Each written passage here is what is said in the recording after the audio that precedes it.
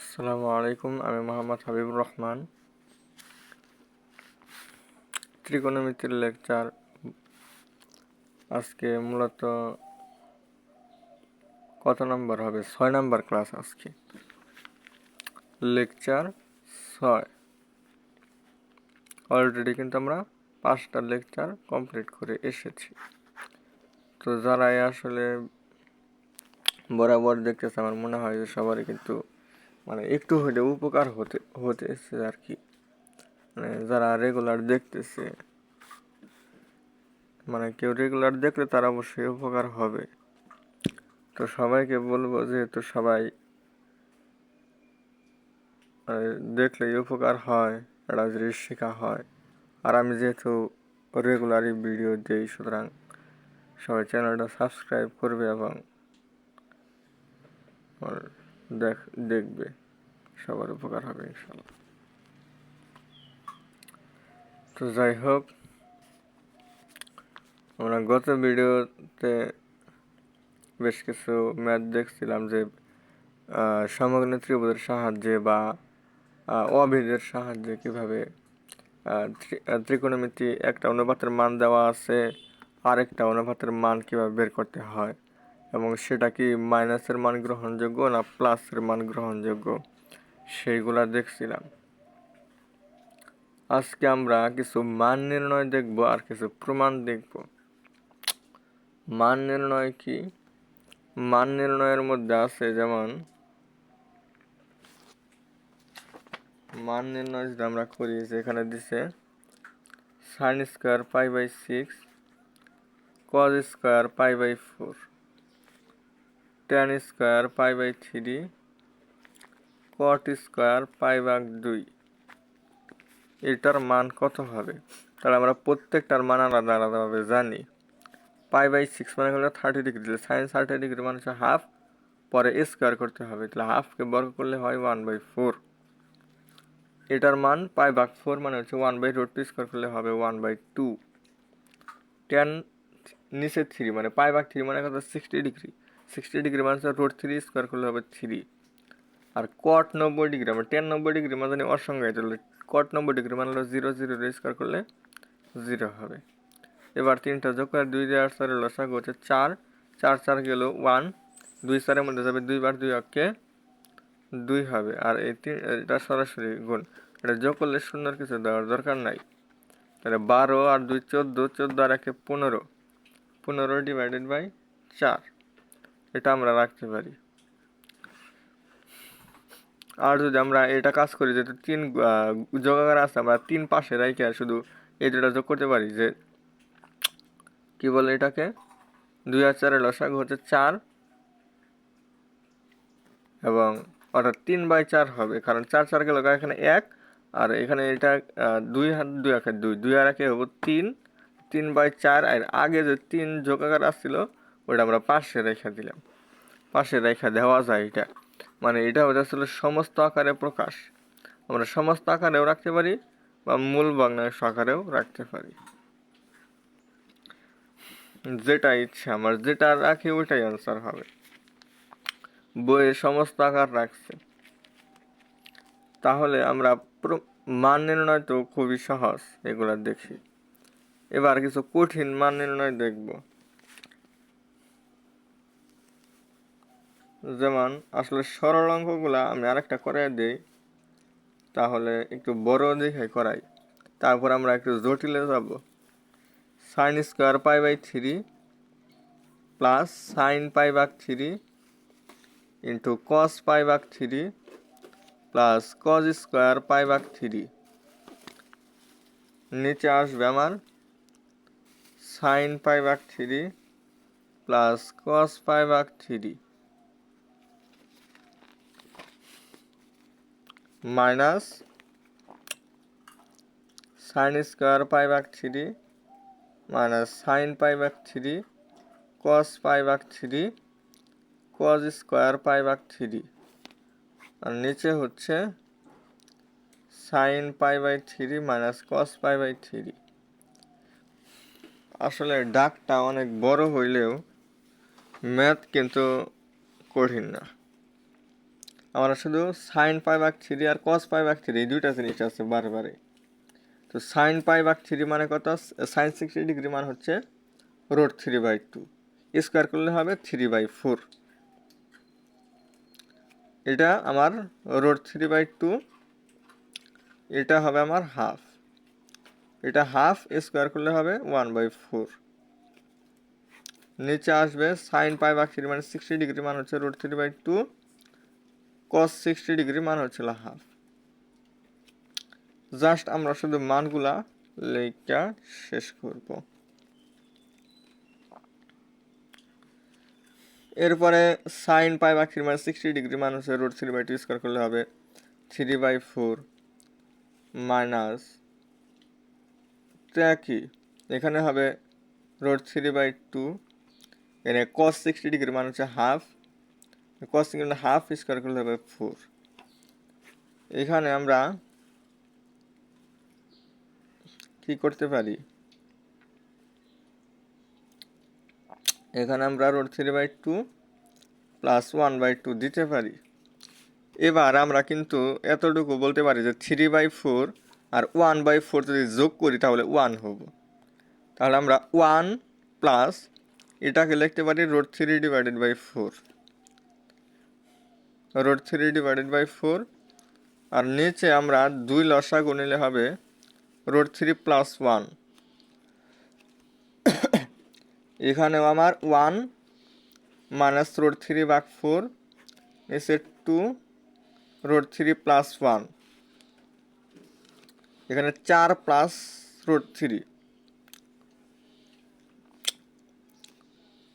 4 plus √3/4।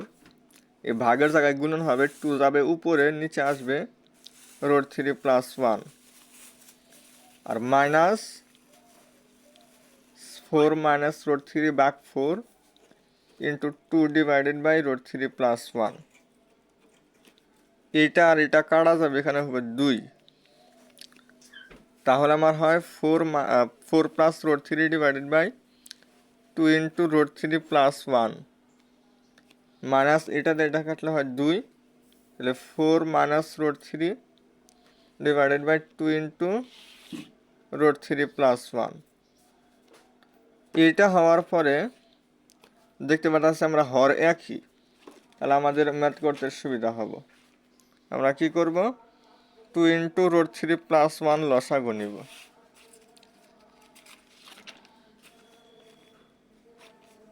2 into √3 plus 1 লসাগু নিলে উপরে হবে 4 প্লাস √3, আগে যেটা আছে ওটা লিখি, আর এখানে যেটা আগে মাইনাস আছে মাইনাস দ্বারা গুণন হবে, তার মানে -4 প্লাস √3, -4 প্লাস √3। এইটা আর এটা কাটা যাব, আমার হবো 2√3/2 ইন্টু √3 প্লাস 1। এটা আর এটা কাটা যাব, তাহলে আমার হয় √3/√3 প্লাস 1। এটা হবে আমার অ্যান্সার। আমি কি করছি, মান বসাইয়া খালি আস্তে আস্তে সরল করতে করতে গেছে, আর কিছুই করিনি। মানে কোনটার ভগ্নাংশের যোগ বিয়োগ,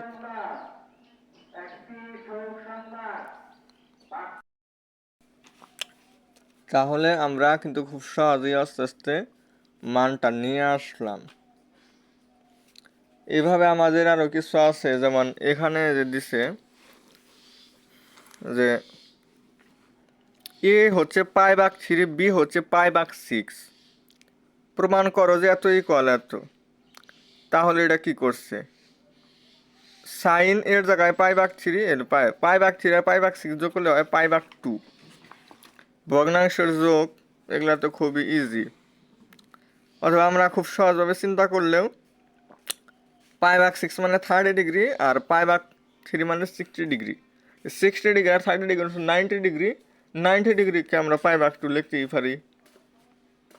তো এটা যোগ করলে π/2 হয়, এটার মান 1। আবার আমরা রাইট হ্যান্ড সাইডে যখন এটা বসাইলাম, মান এই দুটা গুণ করছি, আবার এই দুটা গুণ করছি, গুণ করে এই দুটা ভগ্নাংশ হয়েছে, এই দুটা ভগ্নাংশ যোগ করছি, 1 হয়েছে। তাহলে আমরা লেফট হ্যান্ড সাইডে যে 1 আসছিল, রাইট হ্যান্ড সাইডে 1ই আসছে, তার মানে কি এই দুইটার সমান। তারপর আমরা tan a minus B is equal, এটা পাই ভাগ এর জায়গায় পাই ভাগ 3, মানে 60 ডিগ্রি থেকে 30 ডিগ্রি বা তার মানে 30 ডিগ্রি, পাই ভাগ 6, 30 ডিগ্রি যখন আমরা কি করি 30 ডিগ্রি মানে 1/√3। আবার এই যে এটার জায়গায় ক্যালকুলেশন করছি, এই যে ভগ্নাংশের হিসাবটা, অনেকজনে ভগ্নাংশের হিসাবটা একটু কম বোঝে। আর আমি বলতেছি যে নিচে যেটা থাকবে ওইটা থেকে উপরেরটা সরাসরি গুণন হবে, আর তার সাথে শুধু এটা বিয়োগ হবে। তাহলে √3 দ্বারা √3 গুণ করলে হয় 3 থেকে 1 বাদলে 2, তাহলে হলো 2/√3 যেটা এখানে লিখছে। আর এই ভাগের জায়গায় গুণন দিচ্ছে, এখানে এই √3 কাটা, √3 কি হয় কাটা যায়, তাহলে 1 + 1, তাহলে কত হয় 2, নিচে 2 হয়, এই ভাগের জায়গায় গুণন দিচ্ছে, তাহলে 2 উল্টা যায় কত হয়েছে 1/2 হয়েছে। এই 2 আর এই 2 কাটা, উপরে গেছে 1, নিচে আসছে √3। তাহলে আমার লেফট হ্যান্ড সাইডে আনসার আসছিল 1/√3, রাইট হ্যান্ড সাইডেও আসছে 1/√3। তো এই প্রমাণগুলায় যেখানে আরও বেশ কিছু দিছে, এই ম্যাথগুলা করতে হবে। এগুলো আসলে আমি প্রমাণ আরও অনেক বানিয়ে দিতে পারি, এগুলা সবগুলা করতে পারলে অনেক ভালো। যেমন এখানে দিছে কি কি,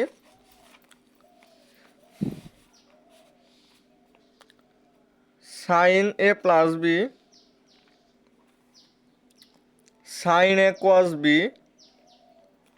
plus cos a sin b, আবার হচ্ছে sin a মাইনাস b, এটাকে আমরা লিখতে পারি, কি লিখতে পারি, sin a cos b minus cos a sin b। তারপরে লিখতে পারি cos a + b, এটা cos a cos b minus sin a sin b। তারপরে হচ্ছে cos a মাইনাস b, এটা আমরা লিখতে পারি cos a cos b plus sin a sin b।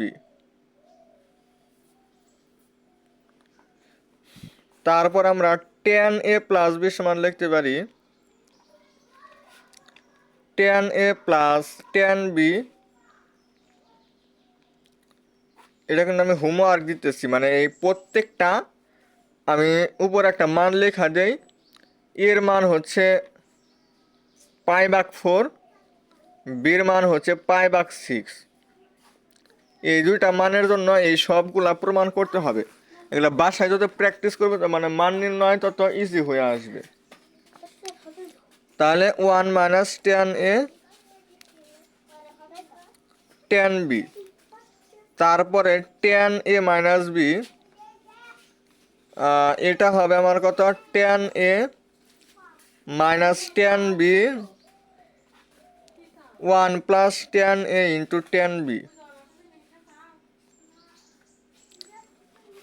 তারপরে আমরা লিখতে পারি sin 2a সমান 2 sin a cos a, এটাকে আমরা লিখতে পারি 2 sin a √1 2 sin a 1 - cos square a। তারপরে লিখতে পারি 2 cos a √1 - cos, ওটা সাইন হবো sin a, আর এটা cos, এখানে হবো cos স্কোয়ার a। এইটা তারপর আমরা লিখতে পারি 2 tan a / 1 + tan square a। আরও আছে, এগুলা আমি আরও বানিয়ে দিতে পারবো। আর এগুলা সেলে মূল কথা ওটা হচ্ছে এগুলা বানানো না, এগুলা ত্রিকোণমিতির সূত্র, যেগুলো আমাদের ইন্টারমিডিয়েটে লাগে, ইন্টারমিডিয়েটের এগুলো সূত্র। কিন্তু এগুলাই যে এখানে দিচ্ছে এগুলা প্রমাণ করার জন্য, তো এরকম ইন্টারমিডিয়েটে আরও অহরহ সূত্র আছে এগুলা। এই ত্রিকোণমিতি ইন্টারমিডিয়েটে সব থেকে বেশি সূত্র যদি কোনো অধ্যায়ে থাকে, ইন্টারমিডিয়েটে যে 20টা অধ্যায় আছে ম্যাথে, এই 20টা অধ্যায়ের মধ্যে প্রত্যেকটা অধ্যায়ে বেশ অনেকগুলো করে সূত্র আছে। তার মধ্যে সব থেকে বেশি সূত্র আছে এই ত্রিকোণমিতিতে। সব থেকে বেশি সূত্র আছে এই ত্রিকোণমিতিতে, প্রায় 100-র উপরে সূত্র আছে। এরকম প্রায় 100-র উপরে এখানে সূত্র আছে এগুলা। তো এগুলা সবই আসলে দিতে গেলে অনেক এত দরকার নাই, এত ওডি করতে পারলে তবে একটা হবে, আইডিয়া হবে। যাই হোক,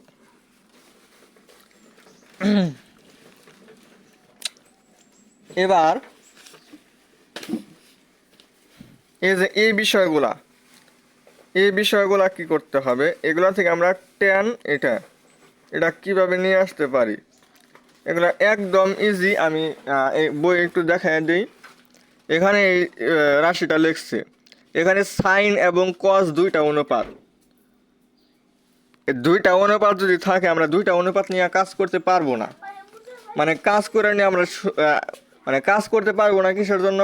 কারণ এটা করতে করতে লাস্টে যে আমরা একটা মান নিয়ে আসবো, সেই উত্তরটা ভুল আসবে। মানে যে অনুপাত যদি দুইটা থাকে, তার মানে আমার সাইনকে কস বানাইতে হবে অথবা কসকে সাইন বানাইতে হবে। তো এখানে কসকে সাইন বানায় সবগুলো আগে সাইন বানাইছে।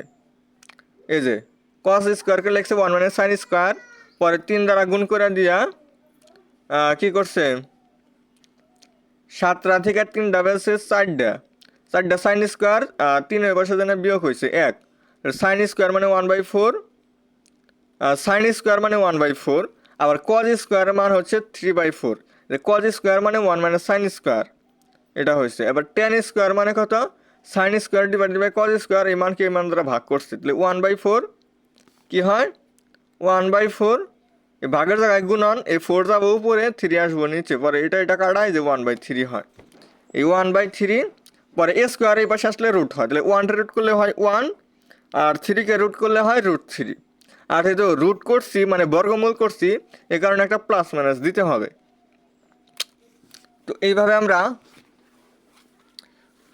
এখানে বলছে 15 নাম্বার, এগুলা অনেক সহজ। 15 cos square theta plus 2 sign theta is equal 7। এখানে -π/2 থেকে π/2, তো -π/2 আমি একটা চতুর্ভাগ যদি দেখাই তাহলে বুঝতে সুবিধা হবে। যে -π/2 মানে কোনটা হচ্ছে ঋণাত্মক, মানে এদিকে আসবে, π/2 মানে এদিকে 90 ডিগ্রি, মানে যে এখানে আসবে -π/2। আর হচ্ছে π/2, π/2 মানে কত, যেটা হয় আমার π/2 মানে এদিকে 90 ডিগ্রি, তার মানে এখান থেকে আমার এই পর্যন্ত। তাহলে কোন কোন চতুর্ভাগের মধ্যে পড়লো, তো এটা আমার চতুর্থ, এটা হচ্ছিল প্রথম চতুর্ভাগ আর চতুর্থ চতুর্ভাগ। আচ্ছা, চতুর্থ চতুর্ভাগে আমার টেনের এখানে বলছে কটের মান বের করতে। কট চতুর্থ চতুর্ভাগে ঋণাত্মক, আবার প্রথম চতুর্ভাগে ধনাত্মক। তার মানে কট থিটার যে দুইটা মান যদি আমরা নিয়ে আসি, মানে একটা ধনাত্মক নিয়ে আসি আবার একটা ঋণাত্মক নিয়ে আসি, দুইটাই কি হবে, গ্রহণযোগ্য হবে। এখানে আমরা কি করব, যে 15 cos square theta two sine theta is equal 7। এখানে আমরা সাইনকে চাইলে কস বানাইতে পারবো না, কারণ যার উপরে স্কোয়ার নাই আমরা ওইটা যদি বানাইতে চাই তাহলে খুব সহজে বানাইতে পারি। যার উপরে স্কোয়ার আছে ওইটা যদি বানাবার চাই তাহলে একটু কঠিন হয়ে যাব, করা যাবে কিন্তু কঠিন হয়ে যাবে। এ কারণে আমরা কি করব, এটা যদি আমরা করি তাহলে অঙ্কটা কিন্তু অতি সহজেই সবগুলো একই অনুপাতে আইসা পড়লো। 15 দ্বারা গুণ করে দিলে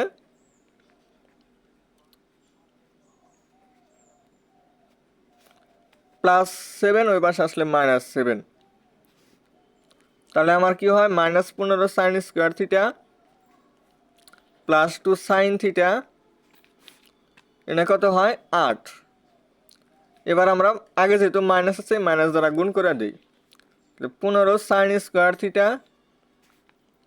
কি হবে -2 sin থিটা -8 ইজ ইকুয়াল 0। এবার এটাকে আমরা চাইলে ax² plus bx plus c equal 0 এটা তুলনা করে আমরা -b plus minus root b square minus 4ac divided by 2a ওটা দিয়ে করে ফেলতে পারি। এখানে x এর জায়গায় আছে আমার সাইন এক্স সাইন থিটা, আর এর সাথে আসছিল এর জায়গায় 15, বির জায়গায় আছে -2, সির জায়গায় আছে -8। তাহলে আমরা ax² plus bx plus c equal 0 এটার সাথে তুলনা করে আমরা সূত্র লিখবো x সমান -b plus minus root b square minus 4ac divided by 2a। এটা আমার কোন অধ্যায়ের সূত্র? এটা আসলে আমার মূলত এই এসএসসি উচ্চতর গণিতের সূত্র। এটা আমার পঞ্চম অধ্যায়ের সূত্র, যে অধ্যায়টা আমাদের শর্ট সিলেবাসে নাই। তবে এই সূত্রটা এখানে লিখলে যে স্যাররা কাটা দিবে এমন না। এটা যা করলে আমার ওই যে বাবার দরকার নাই, যেমন এই দুইটা সংখ্যা গুণ করে আবার মানে ভাঙতে যাওয়া, তারপরে দুইটার সংখ্যা কি হয়, যে দুইটার সংখ্যা বিয়োগ করে মানে বিয়োগ করলে আবার 2 মিলে, মানে ওই যে মিডল টার্মের যে একটা এই মিডল টার্ম করার দরকার হবে না, অতি সহজে আমার মান আইসা পড়ব। অতি সহজে মান আইসা পড়বে। তাহলে সাইন থিটার 2টা মান আসবে, সেখান থেকে কস থিটারও কয়টা মান আসবে? 2টা। এবার কট থিটা কি হবে? কট থিটা হবে কস বাই সাইন। তাহলে কস বাই সাইন বসায় দিলে, যেমন আমি আরেকটু সহজ করে দিই, সাইন থিটার যে আমার 2টা মান আসবে, এখানে আমি দেখতেছি সাইন থিটার মান আসছে আমার -2/3, আর একটা হলো 4/5। তাহলে এই যে -2/3 এটার জন্য কস থিটার মান আসবে হচ্ছে এটার জন্য √5/3, আর 3/5 এর জন্য 4/5 এর জন্য আসবে আমার 3/5। তাহলে এটা দিয়ে আমরা এটাকে ভাগ করব। আবার চাইলে কিন্তু কস বাই সাইন, এটা তো কজের মান আর এটা সাইনের মান, তাই বলে তো এটা ভাগ এটা আমরা দিতে পারবো না। এটা ভাগ এটা, আর এটার জন্য আমার এই মান আসছে, তাহলে এটা দিয়ে এটাকে ভাগ করব। তাহলে কট থিটারও কয়টা মান আসবে? 2টা। এবং এটা দিয়ে এটাকে ভাগ করলে আমার কি আসবো? ঋণাত্মক আসবো। এটা দিয়ে এটাকে ভাগ করে ধনাত্মক আসবো। আমি শুরুতেই বুঝাইছি এটার জন্য আমার ধনাত্মক গ্রহণযোগ্য, ঋণাত্মক গ্রহণযোগ্য।